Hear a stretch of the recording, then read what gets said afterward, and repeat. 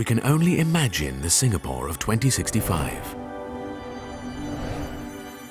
But we do know that by 2065, Singapore must be a very different place than it is today.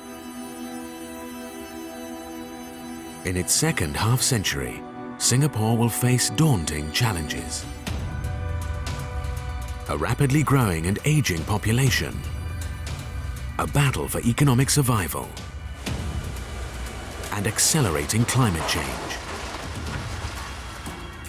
How Singapore meets those challenges will decide its future.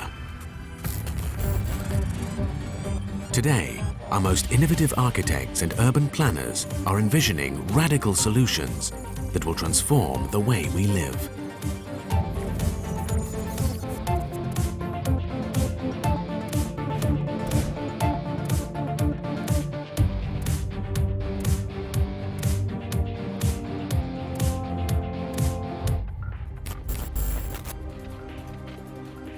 The Singapore of the future will be the city of our dreams.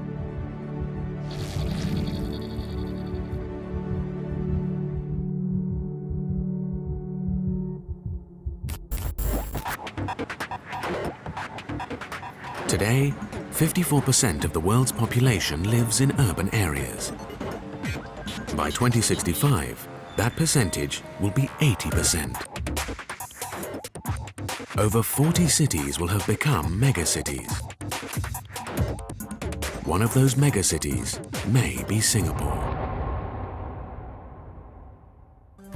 Most future megacities will house their growing populations by expanding outward. But not Singapore. It's already built to the edges of its 720 square kilometre island. Since the 1950s till now, we've reclaimed maybe about 20% of our island's footprint.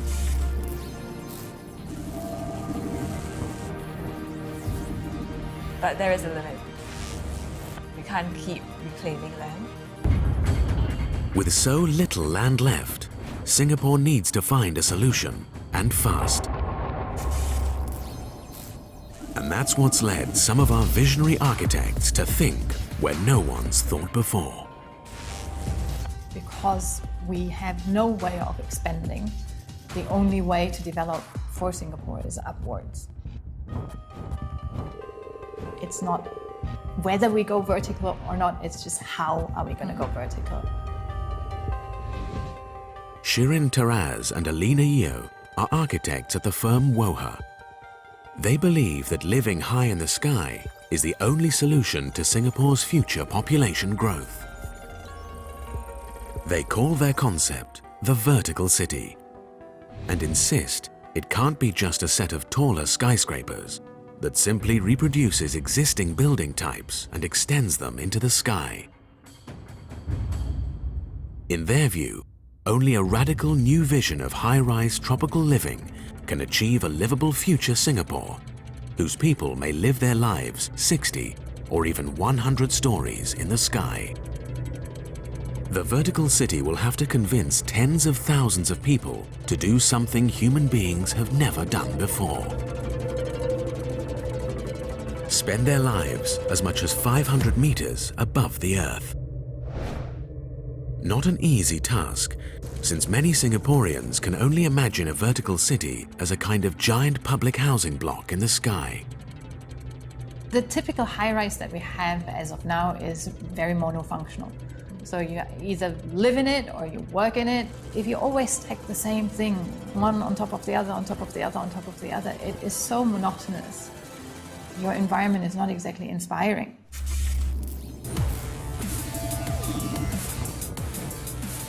We know that we have all the capacities to build very high buildings.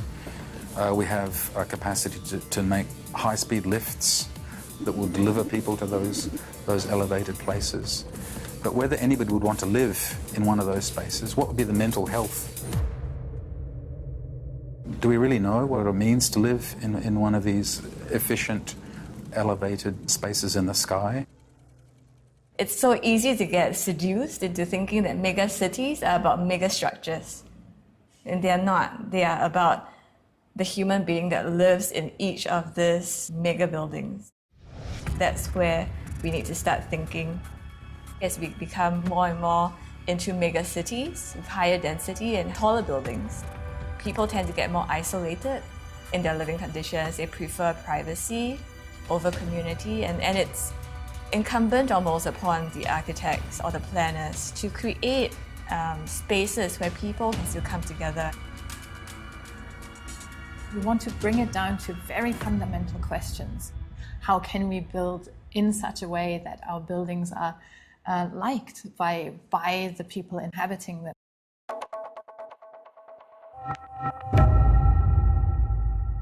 Designing a home in the sky for an earthbound species will be challenging enough. But the Vertical Cities architects must also create a home for all Singaporeans. For all of history, multi-ethnic city dwellers have dealt with the tensions caused by cultural differences by living apart in their own neighborhoods. Singapore succeeded in mixing its diverse cultures when it introduced HDB housing in the late 1960s. And Vertical City advocates are confident that success will continue.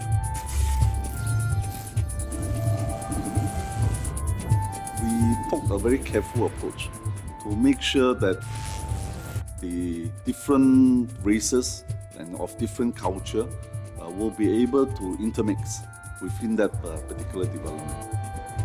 Today we built public housing of 55 stories. They are all designed with a mind of mixing the different ethnic culture, so that they can blend together and not have any segregation. So to build 100 stories is no different. But the Vertical Cities people won't just be ethnically diverse. Many of them will also be old. Singapore's population is rapidly aging. In 2065, 1 out of 2 may be over 65. Experts wonder, how will a record number of elderly cope with life in a vertical city? A city which is well designed for an aging population is a well-designed city, full stop. To try and design for the city that really includes everybody. As designers, it's a reminder and the way in which cities, historically, the best cities are inclusive cities, socially inclusive cities. The architects of Singapore's future must create a new world. There's no model for what must be done, so the architects are envisaging a radical shift away from the traditional apartment block. I guess it would have to infill in some spots. While pondering how high future buildings must go. Woha's Vertical City prototype would house 5 million people over 45 square kilometers. The population density would be approximately 100,000 people per square kilometer. That's 10 times more people than Singapore's city centre today. Living in buildings that would tower over Singapore's current skyline. A multi-layered, multifunctional mega structure. And a massive concentration of humanity. But experts believe that despite its size, the Vertical City could also be a community.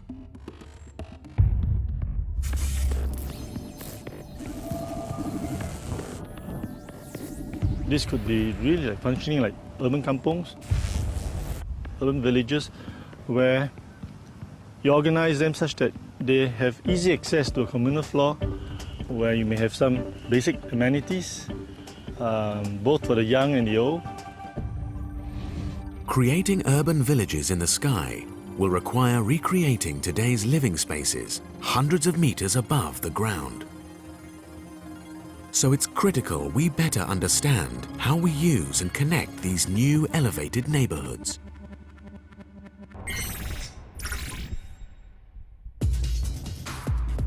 By its 100th birthday, Singapore will have designed and built something never tried before.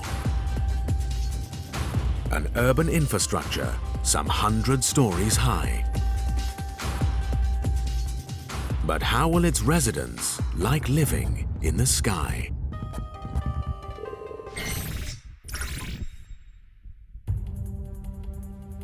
When Singapore turns 100 in the year 2065, tens of thousands of Singaporeans will be living hundreds of meters in the sky. And Singapore's landscape will be dominated by a new and radical urban structure: the vertical city. Without doubt, 100-story buildings will make Singapore's future skyline an awesome sight. But what will it feel like to call these megastructures home? If the Singapore of 2065 will be housing its people high in the sky, it will have to give them more than just shelter.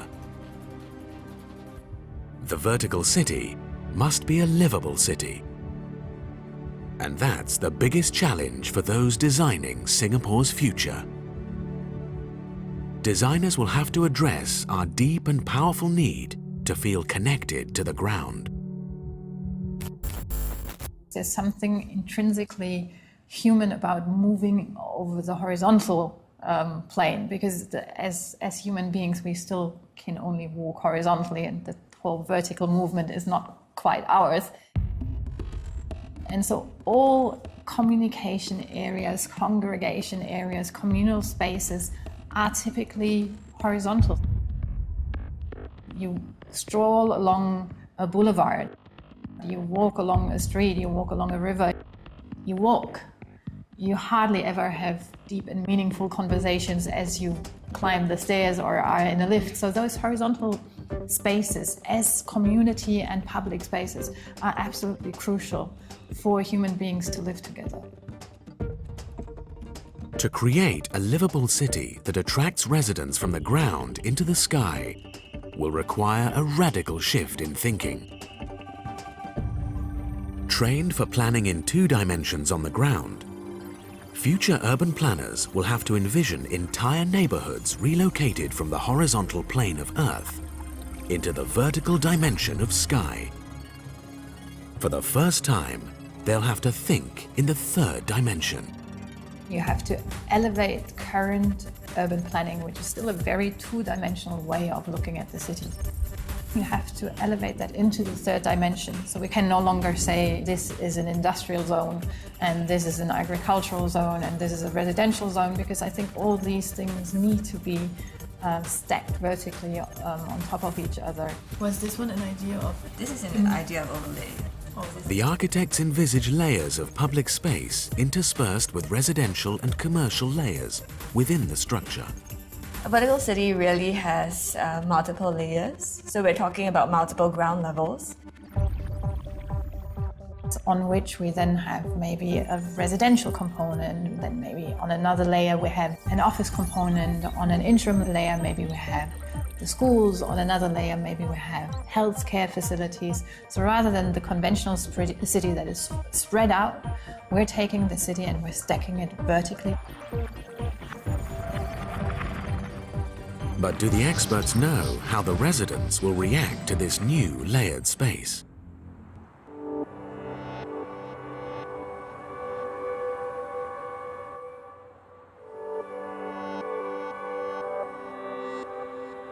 When we're thinking about future cities, we have to really understand how people operate, how people are physiologically, but we also have to think about how people are cognitively, that is how their brains process their own presence in cities, in crowds, or in isolated situations. This is no trivial fact, because we're inventing a new kind of public space. These are the eye tracker glasses.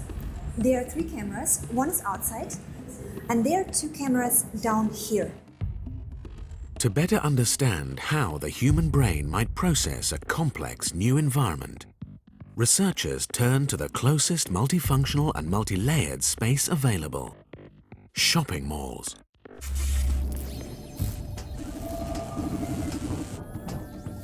One element of that research is to use what's called eye-tracking glasses. These are glasses that have little cameras that record the movement of the eyes and tell you where people have been looking, what elements in the environment they have seen and what maybe vital information they have overlooked. Another set of tools that is now emerging is to use physiological data on the move. That is, to measure, for example, the skin conductance, which is a sign of stress or arousal, to measure heart rate while you're moving around. So your goal destination is this free store located on the 3rd level of this building. Please do not use any maps.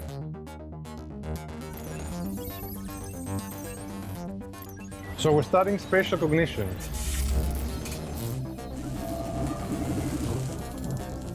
That's how people navigate in the environment, how they learn new places, how they remember places they've been before, how they make choices.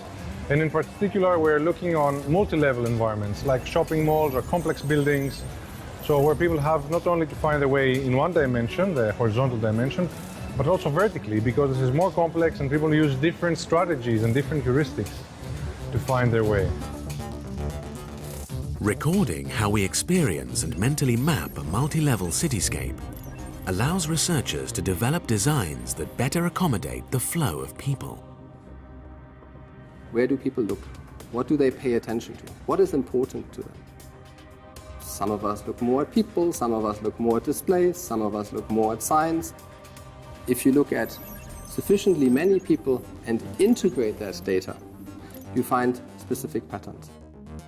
The overarching question for us is, how do people behave and how do people experience the built environment? Urban living can be very stressful if the environment is not designed right. If they look around, they might see that there's a corridor here, so they might pick this one.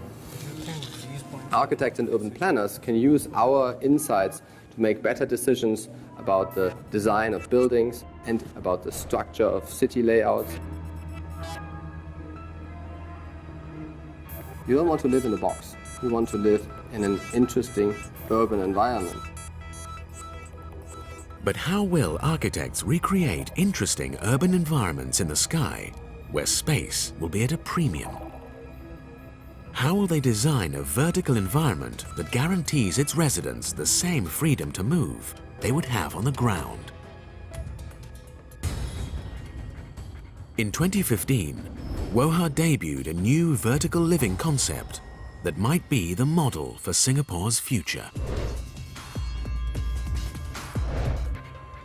Public housing project Skyville on Dawson organizes living space into a series of stacked villages, grouped around green areas called sky gardens.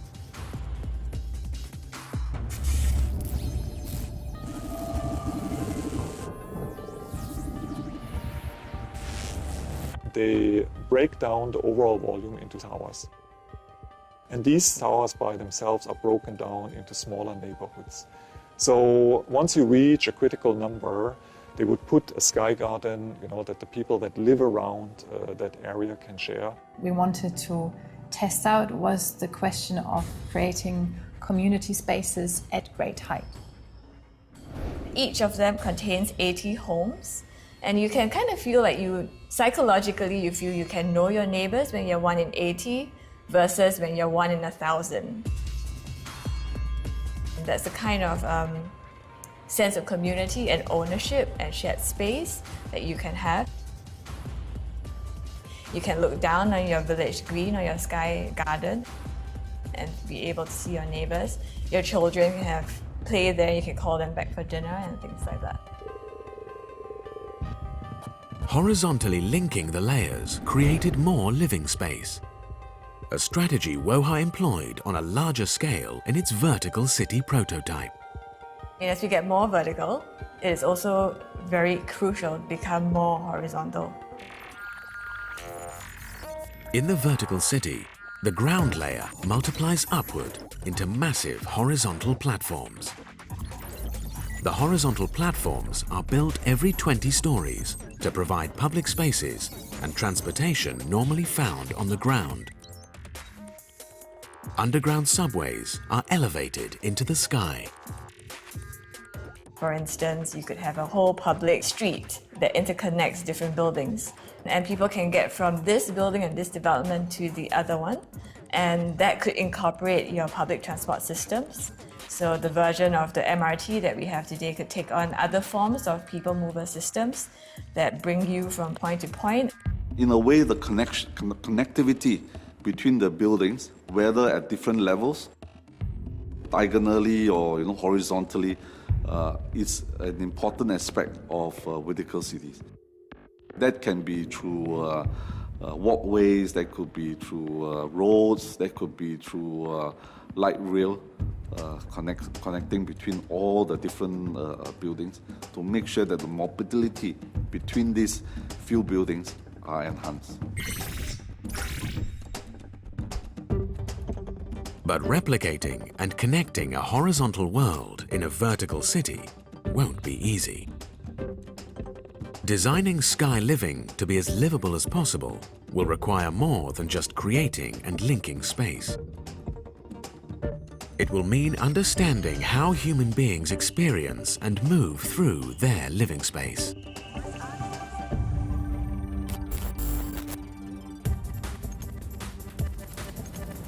What do you see? I saw people walking around mainly. Do you like the street? If there is no car, it's fine. To do this as economically as possible, a team at Future City Laboratories is carrying out virtual reality research that could help architects develop their concepts. Active mobility basically deals with all the active forms of transport like walking and cycling.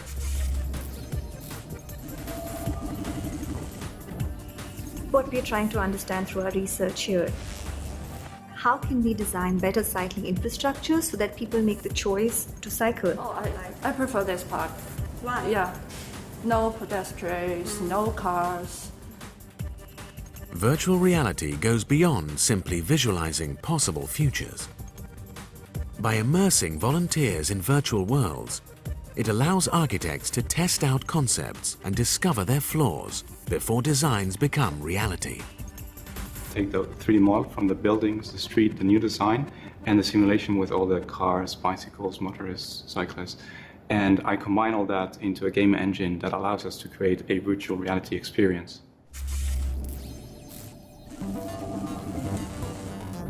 It gives you the sense that you're in this virtual world and that whatever you're doing is going to have repercussions.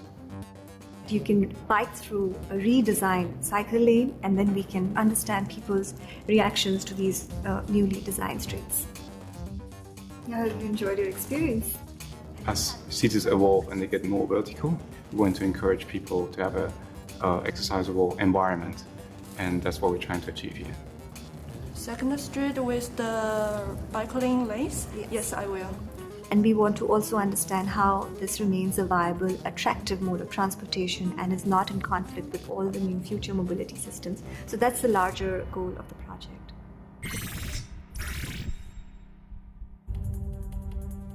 By 2065, the vertical city could be well on its way from today's radical visionary concept to the new normal for thousands of Singaporeans, and a solution to Singapore's growing population.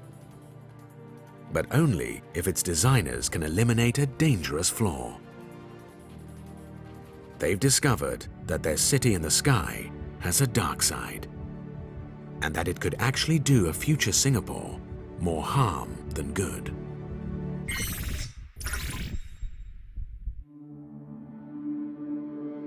In the year 2065, when Singapore celebrates its 100th Independence Day, the Singapore skyline may be dominated by vertical cities, homes to thousands of people living hundreds of meters in the air. These vertical cities could solve Singapore's population problem. But they could also make another problem much worse: climate change. Until 2065, we should be seeing a rise in both average temperatures as well as for maximum temperatures and minimum temperatures. The bottom line is Singapore is going to get hotter.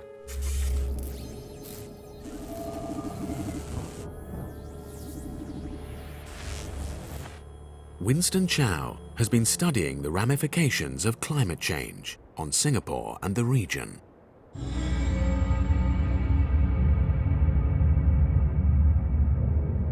Currently, the maximum temperatures we can expect to get in Singapore is about 35 degrees Celsius. It's likely that it will increase to higher, maybe 36, 37 degrees. So if you were to stay outdoors when these sort of temperatures hit, you will be having a greater likelihood of heat stress or heat stroke. Singapore's location on the equator already makes it hot. But as it's become more urbanized, it's become even hotter. Many of its skyscrapers are copies of structures in the West.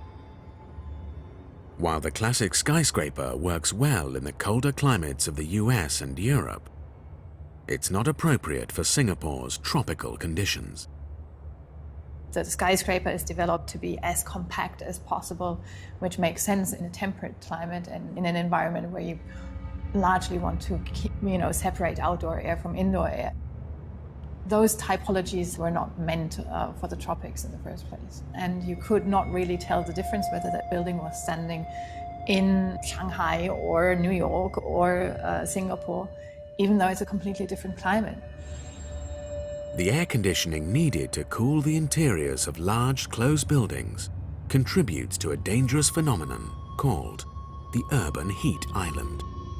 When you convert a rainforest to a city, so you've got buildings and you've got roads, what happens is that you trap in more heat. And this heat gets re-radiated out, especially at night, on top of whatever waste heat that is generated by air conditioning. And this contributes to a more warm urban environment compared to your rural surroundings.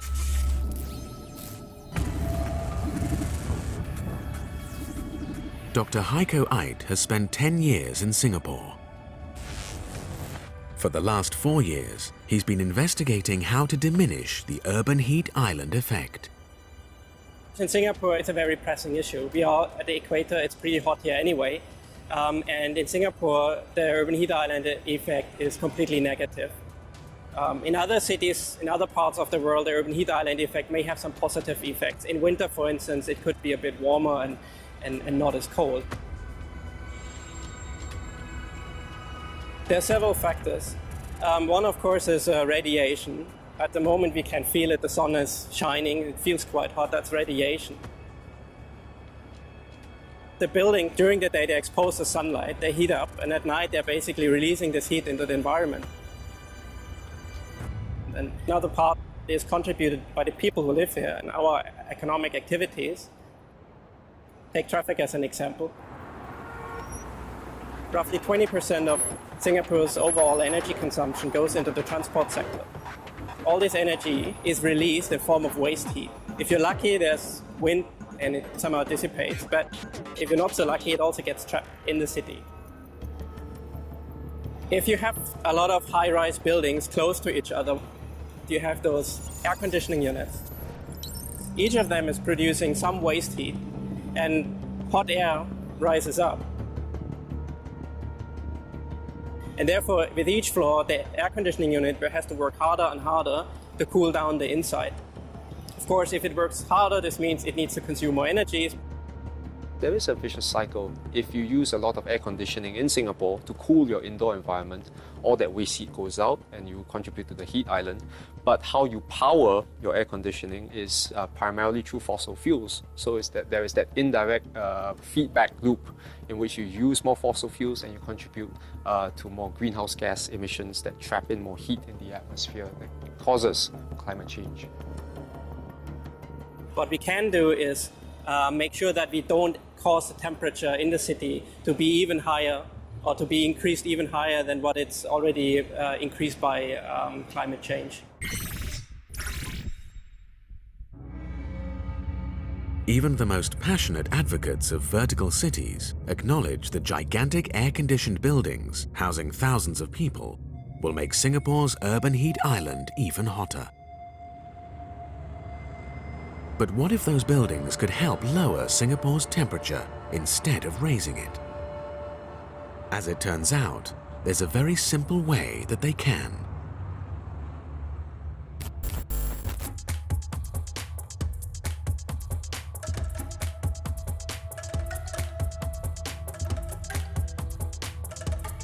researchers discovered that the temperature near trees and vegetation in the city was 2 to 3 degrees lower than the temperature in areas without vegetation. The greenery absorbs heat and provides shade, as well as removing carbon gases that contribute to climate change. Greening Singapore has already proven beneficial. Thanks to a national tree planting campaign in 1963, Singapore is now known as a city in a garden. 50 years later, in 2013, WOHA took greening a building literally to the next level in the Park Royal on Pickering. A test case for how the vertical city of the future could be kept cool without increasing the urban heat island. This building incorporates 15,000 square meters of greenery, which is twice the footprint of the plot and roughly the same size as the adjacent park. We integrated about over 50 different plant species in these gardens and in these green features. So by integrating greenery within the building, we achieve many things. On one hand, it helps to combat the urban heat island effect. It also helps to shade the building in parts. It also helps with entirely different kind of non-technical aspects. The plants also provide psychological benefits. For human beings to be surrounded by nature, there's a connection called biophilia. So it's the love of anything natural around us. And there's an inner need for us human beings to be surrounded by nature, be it either really as a view, so if you look out of the window to see some greenery, or as a garden that you can literally walk into and wander around and smell flowers, etc., has a massive impact on our well-being. So up to 50% of the corridors here are naturally ventilated. It's all part of a passive design strategy, where we incorporate greenery as well as fresh air. Like a natural ecosystem, the plants don't consume any energy. So all of these sky gardens are actually self-sustaining with minimal resources needed. I think we'll definitely let it grow out some more, but not in a sense of like overtaking the building entirely. Park Royal demonstrates a greening concept that could go mega in the future.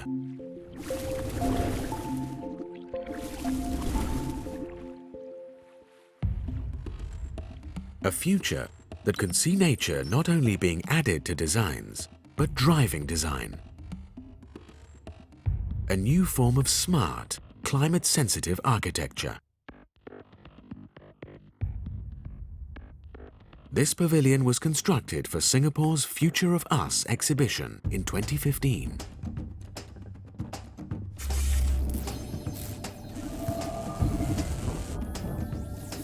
Because it was a great opportunity for us to design a structure that also expresses the idea of what the future might bring. Local climatic conditions dictated the design of the structure. To replicate the complexities of the surrounding environment, computers analyzed that environment to create the pavilion's structure.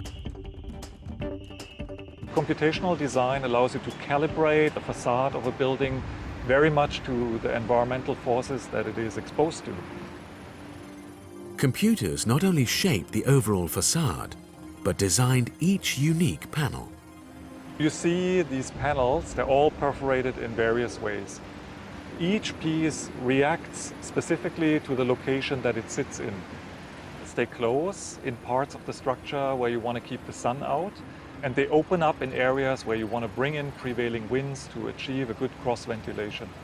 So it's almost like an artificial foliage that you walk under.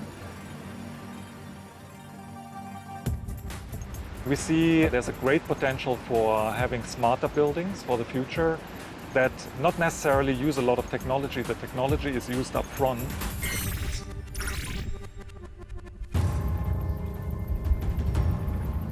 Greening the vertical city would cut down its need for air conditioning, making it a livable space for its residents, while not making the city hotter. But futurists must do more to make the Singapore of 2065 a livable city. By then, a growing population will be creating travel gridlock on a scale unimaginable today. Unless the city re-envisions where its people live and work. So the Urban Redevelopment Authority has already begun developing 4 regional centres, where people can live and work without commuting across town.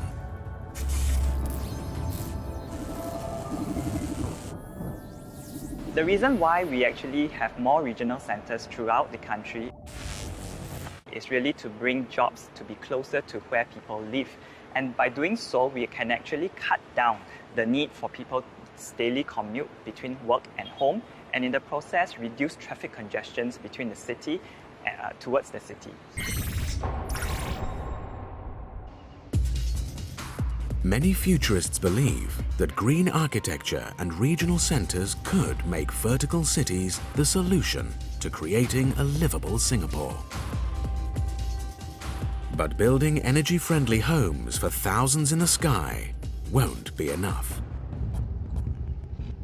By 2065, resources will be extremely precious. To be sustainable, it will be critical for the vertical city to be smart.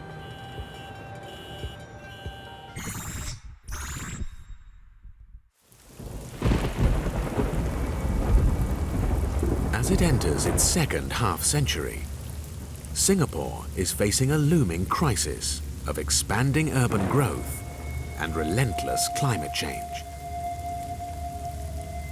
Those 2 challenges will put stress on the resources the vertical city will need to survive.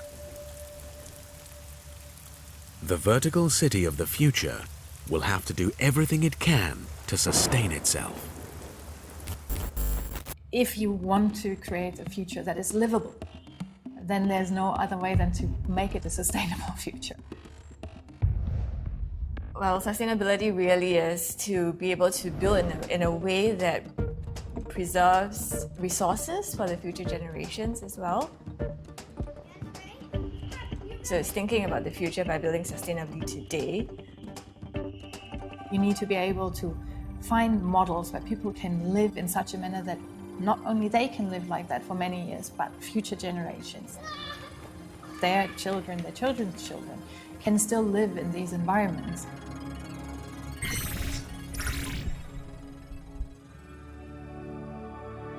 Smart sustainability will be key to designing and building a successful vertical city. And not just in managing resource consumption. The vertical city itself must be smart.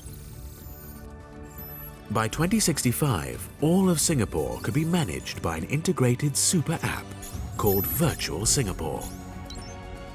A digital platform that will make it possible to navigate the highly complex vertical city.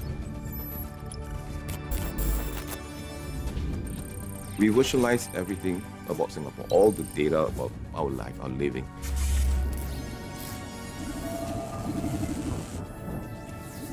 Virtual Singapore is an ambitious program. It's something that we have not done, and we look around, we don't find anyone doing. So it is sometimes like pathfinding. Virtual Singapore aims to build a 3D map of Singapore by collating data previously scattered in various government agencies into a single platform. Data that details the city's infrastructure, its buildings, roads, and utilities. The app designers are also developing their own tools to aid mapping the city. They're using hand-phone cameras to take photographs of precisely surveyed points in the city, like streetlights and fire hydrants.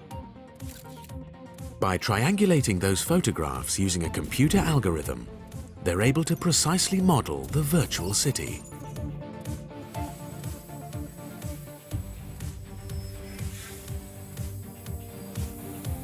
Deploying drones allows them to add the third dimension of height to their virtual model.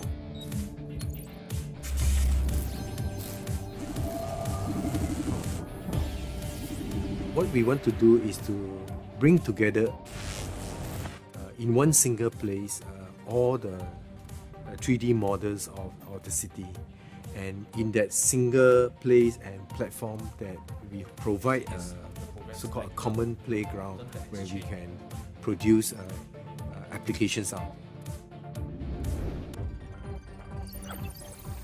Virtual Singapore's applications will help city planners and residents prepare for the future by combining 3D maps with real-time data to run simulations anticipating problems like traffic congestion and water storage.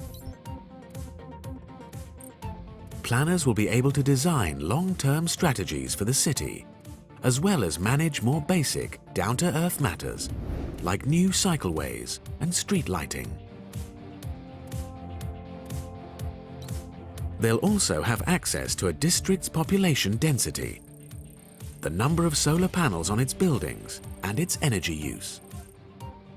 Residents could use the 3D tool to find the best evacuation route during an emergency. Parents could judge which path is safest for their children to get to school, and planners could then add better amenities along the most favored route.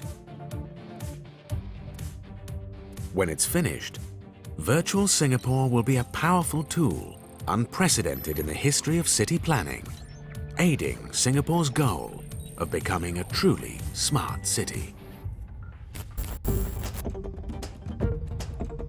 Traditionally, urban planning has almost like an engineering kind of approach. So you have different divisions that look after different aspects of the city. You look after transport, you look after the height of a building, you look after the sewer system, you look after power supply. You tick off one task after the other, that you come to a pragmatic solution, but not necessarily a good solution.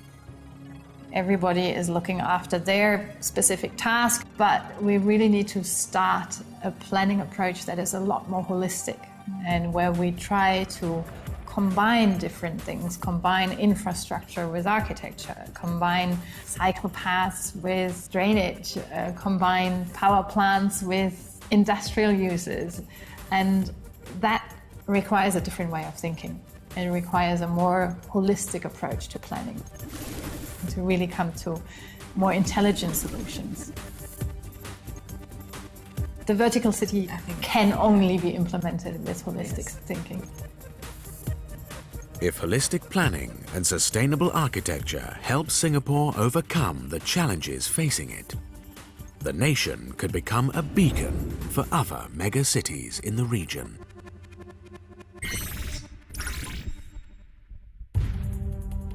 But by 2065, climate change and urban overpopulation will be threatening the whole world. And the damage they do to cities and countries thousands of miles away from Singapore will threaten Singapore's survival. On its 100th birthday, Singapore will be faced with more than its own local problems. It will have to survive a changing world. And its future may lie far beyond the land and far beyond the sky.